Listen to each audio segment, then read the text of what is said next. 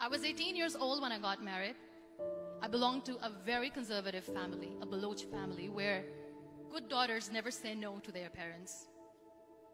My father wanted me to get married, and all I said was, if that makes you happy, I'll say yes. And of course, it was never a happy marriage. Just about after 2 years of getting married, about 9 years ago, I met a car accident. Somehow my husband fell asleep and the car fell in the ditch. He managed to jump out, saved himself. I'm happy for him. But I stayed inside the car and I sustained a lot of injuries. The list is a bit long. Radius ulna of my right arm were fractured. The wrist was fractured. Shoulder bone and collarbone were fractured. My whole rib cage got fractured. But that injury that changed me and my life completely was the spine injury. Many people came to rescue. They gave me CPR.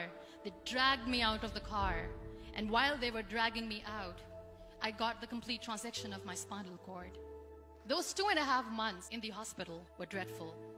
I was at the verge of despair. One day, doctor came to me and he said, well, I heard that you wanted to be an artist, but you ended up being a housewife. I have a bad news for you. You won't be able to paint again. Next day, doctor came to me and said, your spine injury is so bad, you won't be able to walk again. I took a deep breath and I said, it's all right. Next day, doctor came to me and said, because of your spine injury and the fixation that you have in your back, you won't be able to give birth to a child again. That day, I was devastated. I started to question my existence. Why am I even alive? So what kept me going was, one day I asked my brothers, I know I have a deformed hand, but I'm tired of looking at these white walls in the hospital and wearing these white scrubs. Bring me some colors, bring me some small canvas. I want to paint. So the very first painting I made was on my deathbed, where I painted for the very first time. What an amazing therapy it was. Without uttering a single word, I could paint my heart out. I could share my story. People used to come and say, what lovely painting, so much color. Nobody could see the grief in it. Only I could. And that day I decided that I'm going to live life for myself.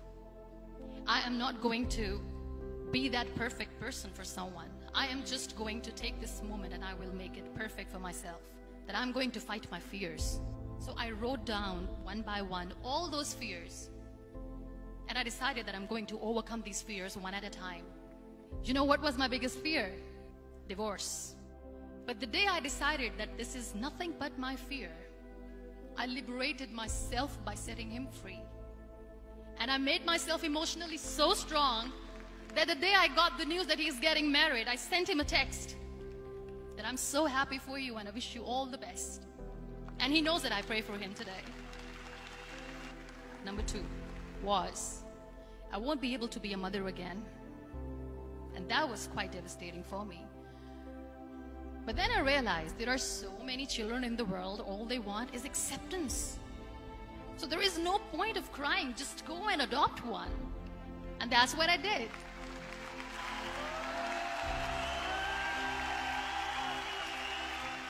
I gave my name in different organizations, different orphanages, and I waited patiently. 2 years later, I got this call from a very small city in Pakistan. I got a call and they said, are you Muniba Mazari? There is a baby boy and would you like to adopt? I could literally feel the labor pain. I said, yes, yes, I am going to adopt him. I am coming to take him home.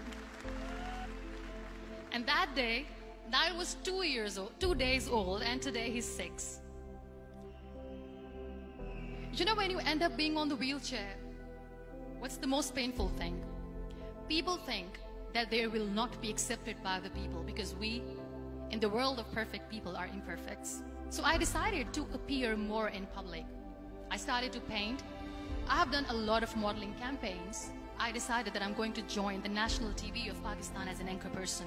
I became the National Goodwill Ambassador for UN Women Pakistan, and now I speak for the rights of women, children. I was featured in BBC 100 Women for 2015. I'm one of the Forbes 30 under 30 for 2016.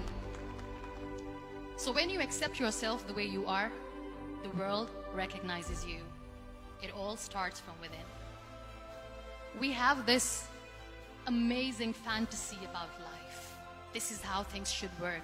This is my plan. It should go as per my plan. If that doesn't happen, we give up. I never wanted to be on the wheelchair. Never thought of being on the wheelchair. This life is a test and a trial, and tests are never supposed to be easy. So when you are expecting ease from life, and life gives you lemons, then you make the lemonade, and then do not blame life for that. It is okay to be scared. It is okay to cry. Everything is okay, but giving up should not be an option.